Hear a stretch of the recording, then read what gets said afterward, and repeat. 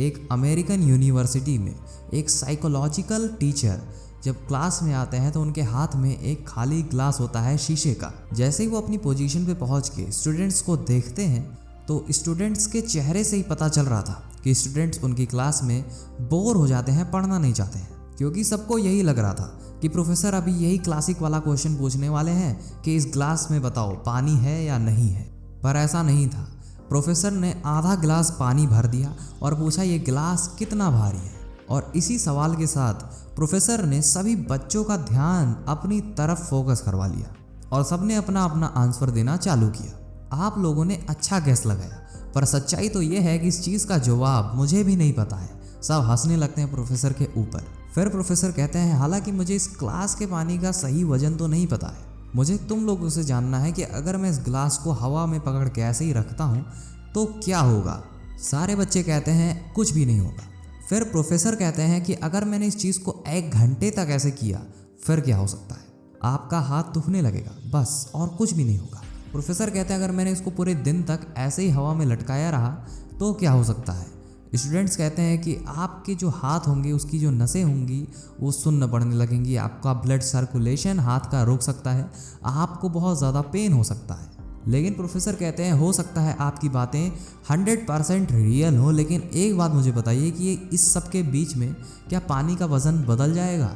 Students ने जवाब दिया नहीं, बिल्कुल नहीं। पानी जैसा था वैसा कांस्टेंट ही रहेगा उसका वजन, उसमें कोई भी बदलाव नहीं होगा। फिर प्रोफेसर कहते हैं कि तो मेरे हाथ का दर्द और मेरी मांसपेशियों में जो खिंचाव होगा उसका रीज़न क्या होगा।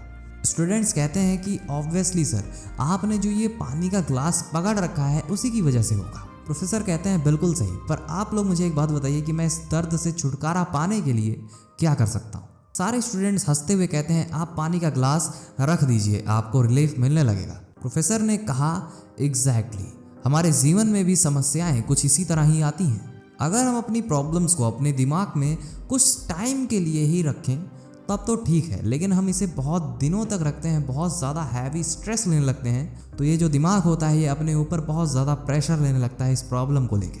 अगर आप लंबे समय तक किसी भी चीज़ को सोचोगे तो वो चीज़ पेन करना चालू कर देती है। इसे अगर हम और भी ज़्यादा समय तक पकड़ें तो ये हमें पैरालाइज भी कर देती है और उस समय आप कुछ भी नहीं कर पाएंगे, क्योंकि आपके जीवन में आने वाली जो चुनौतियाँ हैं उनके बारे में सोच रखना और उससे कैसे बचा जाए उसके बारे में सोचना बहुत अच्छी बात होती है, लेकिन सोने से पहले उन्हें छोड़ देना, उनके बारे में 1% ध्यान ना देना, ये ज़्यादा सही रहता है। और इस तरह से आप तनाव मुक्त रहेंगे, स्ट्रेस से फ्री रहेंगे। अगर आप ऐसा करना चालू करते हैं तो आप फ्रेश उठेंगे हर दिन और आप किसी भी चीज़ से भिड़ सकते हो, किसी भी चीज़ को आसानी से हैंडल कर सकते हो। तो आपको यहाँ पे एक बात समझनी होगी कि किसी भी चीज़ का बहुत ज़्यादा लोड लेने से वो चीज़ें हल नहीं होंगी, बल्कि आपकी ज़िंदगी में वो चीज़ और भी ज़्यादा बढ़ती चली जाएंगी। इसीलिए आप आराम से बैठिए, अपने दोस्तों से, अपने बहुत करीबी इंसान से इस चीज़ के बारे में शेयर करिए। लेकिन अगर आप मन ही मन बहुत ज़्यादा सोचते रहोगे तो उससे कुछ भी नहीं होने वाला है सिवाय आपके बर्बादी के। अगर आप ऐसी चीज़ों पे ध्यान देते हो जो आप बदल नहीं सकते हो, लेकिन आप स्ट्रेस बहुत ज़्यादा लेते हो उन चीज़ों पे, तो इस चीज़ को सोचना है आपकी समय की बर्बादी है और फ्यूचर अपना बर्बाद करना है और कुछ भी नहीं।